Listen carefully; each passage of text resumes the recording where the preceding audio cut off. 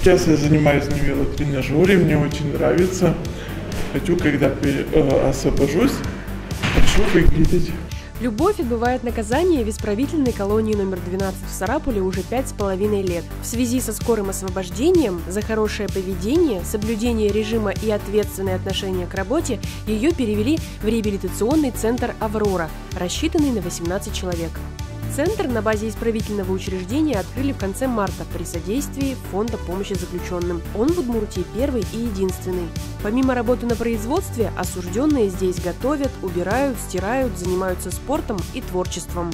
Гардеробная есть и душевые кабинки у нас, и отдых, вот вы как правильно сказали, и кровати, и ортопедические матрасы, и подушки. В колонии осужденные могут получить профессию швеи, парикмахера или овощевода, чтобы устроиться на работу после освобождения. В момент осужденные, которые находятся, отбывают наказание в этом отряде, проходят тестирование на компьютере и ищут себе работу по общероссийской базе данных.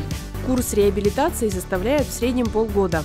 Психологи и соцработники помогают женщинам вспомнить утраченные бытовые, трудовые, социальные навыки.